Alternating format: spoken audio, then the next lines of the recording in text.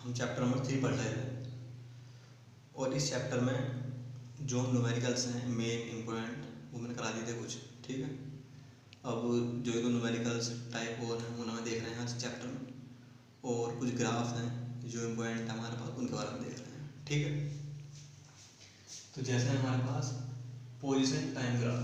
ठीक है, अगर हमारे पास जो हमने 3 इक्वेशन पढ़ी हुई हैं, v equal u plus a t, s equal u t plus half a t square, v square equal u square plus 2as, ये तीनों इक्वेशन हमारे पास यूनिफॉर्म एक्सलेशन के लिए बनी हुई हैं कि जब हमारे पास एक्सलेशन है वो कांस्टेंट है। ठीक है, वो वेरी नहीं कर रहा पॉइंट टू पॉइंट। अगर वो वेरी करेगा तो उसके लिए इंटीग्रेशन यूज करते हैं। ठीक है, उनके लिए अलग फॉर्मूला बन जाएंगे टोटल। तो यहाँ तीनों इक्वेशन ये तब तक वैलिड है जब एक्सलेशन क्या है, कांस्टेंट है। ठीक, तो ग्राफ अगर हम बनाएं पोजीशन और टाइम ग्राफ, तो पोजीशन और टाइम जो हमें मिलती है वो हमारे पास सेकंड इक्वेशन डिफाइन करती है।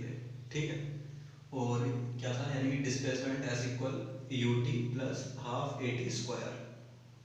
ठीक, तो एस का मीन्स क्या होता है, यहाँ पे एस का मीन्स होता है कि हमने स्टार्टिंग कहाँ से करी थी। ठीक है, और हमारा फाइनल पॉइंट क्या है, यानी डिफरेंस है फाइनल पॉइंट के और इनिशियल पॉइंट के बीच डिस्टेंस का। कि हाँ भाई हम 5 मीटर का थे और हम 10 मीटर पर पहुँच गए, तो चेंज कितना हुआ, final position minus initial position, 10 minus 5 इस टाइप से। तो ये एस है डिस्प्लेसमेंट है जो डिस्टेंस दोनों के बीच की। तो इसके एस के लिख सकते हैं हम कि x final position minus x i का मीन्स इनिशियल पोजीशन। तो अगर हम फाइनल पर पहुँच गए हैं तो हम फाइनल पोजीशन निकालनी है, तो क्या हो जाएगा, एक्स आई हमारे पास साइड पहुँच जाएगा। तो इनिशियल पोजीशन कहाँ थे हम, ठीक है, प्लस कितनी वेलोसिटी हम कवर करेंगे। ठीक है, इस टाइप से इक्वेशन लिखिए। तो अगर हमें ग्राफ बनाना है इसका, ठीक, तो पोजीशन हम इस साइड से लेते हैं वाई एक्सिस पर और एक्स एक्सिस पे लेते हैं हम टाइम। ठीक है, तो जो हमारे पास ये एक्स आई है जहाँ हमने स्टार्ट किया है, और यू टी का मीन्स है कि जो वेलोसिटी हमारे पास हो कांस्टेंट। ठीक है, तो ये भी क्या होगी, एक टाइप से डिस्टेंस। ये यू टी का मीन्स है कि स्पीड इनटू टाइम का मीन्स क्या होगा, डिस्टेंस। ठीक, तो डिस्टेंस में कहाँ से, मान लीजिए हमने यहाँ से स्टार्ट करा 5 मीटर से या 6 मीटर से, देख 0 से तो हम यहाँ से स्टार्ट कर देते हैं, 1 तो यहाँ से स्टार्ट कर देते हैं, 2 तो यहाँ से स्टार्ट कर देते हैं। तो मेरे पास कहीं भी पॉइंट से स्टार्ट कर देते हैं, तो मैंने एक्स आई का यहाँ मान लिया कि हम यहाँ थे पहले 5 6 7 जो डिस्टेंस है ये हम मान लिया। ठीक, और जिस भी इक्वेशन में हमारे पास अगर कोई इक्वेशन इस टाइप से लिखी हुई है हमारे पास कि वाई स्क्वायर इक्वल 4ax या फिर एक्स स्क्वायर इक्वल 4ay, इस टाइप की अगर कहीं इक्वेशन लिखी हुई है तो उसे बोलते हैं पैराबोलिक इक्वेशन। यानी कि एक साइड क्वाड्रेटिक हो 2 हो पावर और एक साइड हो सिंगल पावर कोऑर्डिनेट की। ठीक है, जो कोऑर्डिनेट हम ग्राफ बना रहे हैं, तो ऐसे इसमें हो जाए हमारे पास एक कोऑर्डिनेट टी है, टी में ग्राफ बना रहे थे, और एक पोजीशन एक्स है, एक्स में ग्राफ बना रहे थे। तो एक्स की सिंगल पावर है और टाइम लिखा है स्क्वायर है, क्वाड्रेटिक है। तो कैसे फॉर्म होगी इसकी, पैराबोलिक। जब भी ऐसी इक्वेशन होती है तो इन्हें बोलते हैं parabolic equation. Y square equal 4ax, या ऐसा हो सकता है एक्स स्क्वायर इक्वल 4ay। तो एक ऐसी इक्वेशन है पैराबोला की, ये मैथ में आएगा। ठीक है, तो ऐसी शेप के इनके लिए क्या होता है ग्राफ की शेप इस टाइप से होती है कि पैराबोलिक शेप इस टाइप से। ठीक है, तो वही हमारे पास पैराबोलिक शेप यहाँ से आनी स्टार्ट हो जाएगी। और ये कब है, जब हमारे पास एक्सप्रेशन की वैल्यू 0 से ग्रेटर देन है, यानी कि ए जो है पॉजिटिव है। ठीक है, अगर ए की वैल्यू निगेटिव मीन्स रिटार्डेशन है अगर, तो उसमें क्या होगा, उसमें ये ग्राफ की जो पोजीशन को इस टाइप से डिग्री हो गई, चेंज हो जाएगी। तो ए अगर स्मॉल है, कहते हैं निगेटिव है, तो ये है ग्राफ की पोजीशन, और ए ग्रेटर देन 0 तो ये है पोजीशन। ठीक है, इसको ध्यान रखेंगे। इसी टाइप से अगर हमें वेलोसिटी और टाइम के बीच में ग्राफ बनाना है, ठीक, वीटी ग्राफ, तो वीटी ग्राफ में किसी से बनता है फर्स्ट इक्वेशन से, v equal u plus a T. ठीक है, तो इसमें भी क्या है कि ए क्या है, कांस्टेंट है, यूनिफॉर्म है। ठीक है, तो यू तो हमारे पास क्या है, वेलोसिटी है, इनिशियल वेलोसिटी यूनिफॉर्म है। तो कहीं तक यू की वेलोसिटी हमारे पास कहीं भी किसी पॉइंट तक 5 मीटर पर सेकेंड 6 मीटर पर सेकेंड, हमने कोई पॉइंट लिया कि हम यहाँ से स्टार्ट कर रहे हैं वेलोसिटी। ठीक है, उसके बाद क्या हो रहा है, उसके बाद इसके अंदर हमारे पास स्लोप आ रही है, मतलब वेलोसिटी चेंज हो रही है। यहाँ पे वेलोसिटी हमारे पास है कांस्टेंट थी इनिशियल, दो स्टेप चल रही होगी यहाँ पे। ठीक है, स्टेप की कंडीशन ये, और यहाँ से क्योंकि वेलोसिटी चेंज होगी, यहाँ कुछ और है, यहाँ कुछ और है, यहाँ कुछ और है, यहाँ कुछ टाइम से वेलोसिटी चेंज हो रही है, इसका मीन्स वहाँ पर क्या होगा, एक्सीलरेशन होगा। तो ये स्लो होगा हमारे पास, ये किसी हो जाएगी एक्सीलरेशन होगा, ठीक है। तो वो एक कंडीशन ही होगी हमारे पास। ये जो ग्राफ बना हुआ है तो ये वी टी ग्राफ है। अगर हमारे पास ए ग्रेटर दैन 0 से तो ऊपर को इंक्रीज हो जाएगा ग्राफ, सेम इस टाइप से आएगी। और अगर ए 0 से लेस है, नेगेटिव साइन है, तो ये डिक्रीज होगा हमारे पास। ये कि वेलोसिटी यहाँ से स्टार्ट हो जाता है तो फाइनली कभी डिक्रीज होगी, नीचे बढ़ जाता है, ये ध्यान रखेंगे, ठीक है। तीसरा, अगर एक्सेलरेशन टाइम ग्राफ बनाना हमें तो एक्सेलरेशन टाइम ग्राफ में क्या होता है, एक्सेलरेशन में यूनिफॉर्म है, ठीक है। टाइम हमारे पास एक्स एक्सिस पे लेते हैं तो एक्सेलरेशन की कोई वैल्यू होगी कि हाँ भाई 2 सेकंड में 5, 3 सेकंड में 5, 4 सेकंड में 5, तो एक वैल्यू जल्दी फिक्स, तो इस टाइप का होगा, ठीक है। एक्सेलरेशन टाइम ग्राफ इस टाइप से। और सिंपल है जैसा हमारे पास ये तो। और अगर रिटार्डेशन वाली कंडीशन है, एक्सेलरेशन नेगेटिव है, तो हमारे पास इस टाइप से बनाते हैं कि हाँ भाई ओरिजिन ये है, टाइम ये है हमारे पास, ठीक है, उसके नीचे बनेगा नेगेटिव एक्सिस में, ये रहेगा हमारे पास।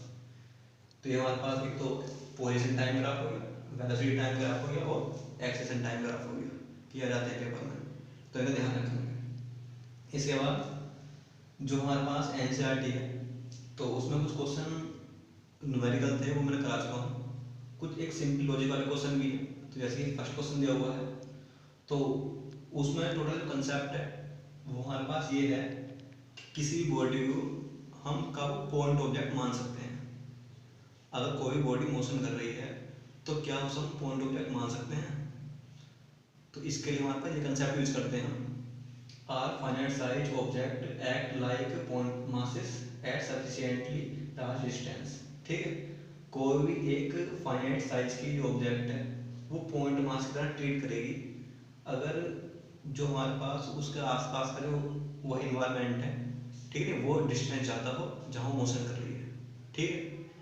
जो बॉडी हमारे पास वो पॉइंट मास से ट्रीट होगी अगर उसकी जो हमारे पास द्वारा कोई डिस्टेंस कवर कर जा रही है वो हमारे पास लेस हो, ठीक है, कंपेयरिंग में डिस्टेंस के कोई दो रेफरेंस पॉइंट के बीच की, ठीक। जैसे कि इस फर्स्ट क्वेश्चन दिया हुआ है, पहला पार्ट क्वेश्चन नंबर 1 का, कि हमारे पास कोई एक रेलवे कैरेज है और रेलवे कैरेज 2 स्टेशन के बीच में है, ट्रैवल कर रहा है, तो क्या उसकी मोशन, क्या उसे पॉइंट ऑब्जेक्ट मान सकते हैं। यस, क्यों, क्योंकि हमारे पास जो रेलवे कैरेज होता है उसका साइज कितना होगा हमारे पास, यानी कि बहुत कम साइज होता है उसका, ठीक है, 25 मीटर समथिंग, ठीक, जो गाड़ी टाइप से होती है छोटी सी, तो वो है। और स्टेशन की डिस्टेंस कितनी होती है, किलोमीटर में होती है। तो कहाँ का मीटर का साइज है और कहाँ एक किलोमीटर वाला साइज है, ठीक। एक स्टेशन की दूसरे स्टेशन से डिस्टेंस होती है किलोमीटर होती है काफ़ी, तो उसे हम पॉइंट ऑब्जेक्ट मान सकते हैं, ठीक है। उसकी डिस्टेंस कम है, साइज उसका कम है, और जो हमारे पास स्टेशन की डिस्टेंस है बीच की वो ज़्यादा है, तो इस तरह से क्या मान सकते हैं, पॉइंट साइज मान सकते हैं।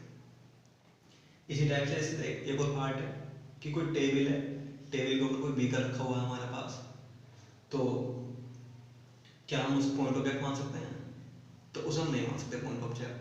क्यों, क्योंकि टेबल है हमारे पास, टेबल का क्या साइज होगा, टेबल हमारे पास लगभग स्टेप्स होती है,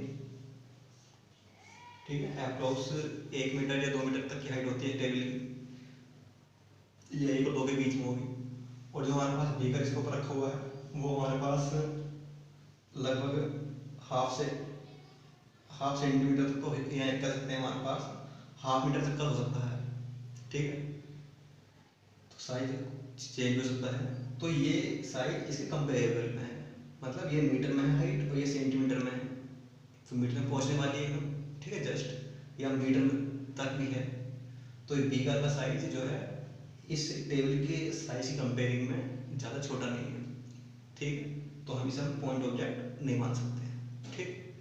इसी के बाद इसी में एक पार्ट और इसका वो क्वेश्चन दिया हुआ है हमारे पास टाइप से कि अगर हमारे पास कोई भी बॉल है, क्रिकेट बॉल, ठीक है, उसे स्पिनिंग करते हुए हम छोड़ रहे हैं, तो क्या उसे हम पॉइंट ऑब्जेक्ट ट्रीट कर सकते हैं ग्राउंड में, तो उसे भी पॉइंट ऑब्जेक्ट ट्रीट नहीं कर सकते हैं, क्योंकि उसमें जो डाइवर्शन होगा, ठीक है, वो बहुत हमारे पास स्मॉल होगा डाइवर्शन, ठीक, तो इसलिए उसे भी पॉइंट ऑब्जेक्ट ट्रीट नहीं कर सकते हैं, ठीक।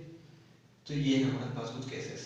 ऐसे ही एक हमारे पास सर्वो ट्रैक वाला क्वेश्चन है इसी में, कि कोई हमारे पास मंकी है और मंकी किसी साइकिलिस्ट के ऊपर है और साइकिलिस्ट जो है कोई पाथ ट्रैवल कर रहा है सर्कुलर ट्रैक पर, तो क्या मान सकते हैं उसे? तो जो हमारे पास उसे मान सकते हैं, क्योंकि सर्कुलर ट्रैक बहुत बड़ा बन सकता है। ठीक, तो ये 4 पार्ट दे रखे हैं इस क्वेश्चन के, वो आप देख लेंगे। पहला क्वेश्चन डैमेज पढ़ेंगे बुक से, उसका जो मैंने बताया उसका कंसेप्ट ध्यान रखेंगे। ठीक, मेन रूल यही है कि हमारे पास जो डिस्टेंस है अगर वो ज़्यादा है, ठीक है, साइज की कंपेयरिंग में, तो उस पॉइंट ऑफ व्यू कह सकते हैं डिस्टेंस ज़्यादा होनी चाहिए, और जो बॉडी है जिसका यूज़ कर रहे हैं उसका साइज स्मॉल होना चाहिए, तो उसे हम पॉइंट ऑफ व्यू कितना ट्रीट कर सकते हैं। ठीक, इसका नेक्स्ट क्वेश्चन देख रहे हैं। ऐसे ही जो हमारे पास 11 क्वेश्चन है वो गिवन है, तो उसमें केवल कंसेप्ट लगाना लॉजिकली। ठीक है, अगर हमने इक्वेशन सही जगह पढ़ी हुई है तो हम इन्हें कर सकते हैं। ठीक है, कोई कैलकुलेशन वगैरह नहीं करनी है, केवल अपना कंसेप्टफुल क्वेश्चन है तो ध्यान लगाना है। तो इसे देखने के बाद चैप्टर फिनिश हो जाएगा और कल से नेक्स्ट चैप्टर देखेंगे। ठीक है, इसमें ये पूछा गया है कि अगर 1 डायमेंशन मोशन हो रही है तो क्या ऐसा संभव है, ऐसा पॉसिबल है कि हमारे पास इस इनिशियल स्पीड तो 0 हो और हमारे पास उसमें एक्सेलेरेशन हो। ठीक है, तो ये हमारे पास ट्रू है या फॉल्स है? तो ट्रू है। मान लीजिए अगर मैंने कोई एक स्टोन लिया और ऊपर की ओर फेंक दिया, तो जिस टाइम मैंने इसे फेंका है, ठीक है, तो ये ऊपर की ओर गया और तो नीचे की ओर आएगा, तो जहाँ तक गया वहाँ फाइनल वेलोसिटी कितनी है? 0। ठीक, और मोशन कैसी हुई है? अंडर ग्रेविटी, मीन्स एक्सेलेरेशन है इसमें। ये ऐसे कह सकते हैं कि अगर हमारे पास कोई बॉडी है जिस टाइम उसमें मतलब फ्रीली वो अगर नीचे की ओर गिर रही है, तो उसमें क्या हो जाए? इनिशियल वेलोसिटी कितनी है उसकी? 0। ठीक है, और एक्सेलेरेशन उसमें है। ठीक, तो ये हमारे पास when a body being to fall freely, अगर कोई बॉडी फ्रीली गिर रही है तो इंस्टेंटेनियसली उसकी जो इनिशियल स्पीड होगी क्या होगी हमारे पास? वो तो कुछ ना कुछ है, और क्या हो सकता है हमारे पास? यानी 0 हो सकती है और उसमें एक्सेलेरेशन हो। ठीक है, तो ये हमारे पास ट्रू है। ऐसे सेकंड पार्ट में पूछा है कि ऐसा संभव है कि हमारे पास स्पीड तो ना हो और वेलोसिटी हो। ठीक है, तो कभी भी ऐसा नहीं बनेगा कि जो मैग्नीट्यूड है किसी नॉन जीरो क्वांटिटी का वो हमारे पास 0 है। ठीक, इसका मीन्स ये है कि जहाँ स्पीड है वहाँ वेलोसिटी भी होगी। ठीक है, तो magnitude of non zero number velocity can not be 0। ठीक है, कभी वेलोसिटी 0 नहीं होनी चाहिए अगर हमारे पास नॉन जीरो नंबर है, तो ये फॉल्स। ऐसे ही हमारे पास ये वाला पार्ट है, इसमें ये पूछा है कि अगर हमारे पास वेलोसिटी चेंज ना हो 1D केस में, ठीक है, तो वहाँ एक्सेलेरेशन कितना होगा? 0 होगा। ठीक, तो ये भी क्या है? ट्रू है। 2D में अगर ये होता क्वेश्चन तो ये फॉल्स होता, क्योंकि वहाँ वेलोसिटी डायरेक्शन चेंज होती रहती है। 1D केस में तो वेलोसिटी डायरेक्शन एक ही रहती है ना, 1D मीन्स वन डायरेक्शन, तो वेलोसिटी यहाँ है, वेलोसिटी यहाँ है, वेलोसिटी यहाँ है। ठीक है, सेम टाइम हो सकता है, तो एक्सेलेरेशन कितना हो जाएगा? 0। तो ये बात सही है। ठीक, और डी पार्ट में ये पूछा है कि एक्सेलेरेशन पॉजिटिव है तो क्या हमेशा ऐसा होगा कि स्पीड उसकी हाई होगी? तो ये कोई जरूरी नहीं है। अगर इनिशियल वेलोसिटी नेगेटिव है तो एक्सेलेरेशन पॉजिटिव हो सकता है। ठीक, तो ये क्या रहा? Case falls. ठीक है, तो करंट क्वेश्चन पढ़ेंगे, फिर जो हिंट दी है इनका ध्यान देंगे, तब ये क्वेश्चन समझ में आएंगे। ठीक, कल से नेक्स्ट चैप्टर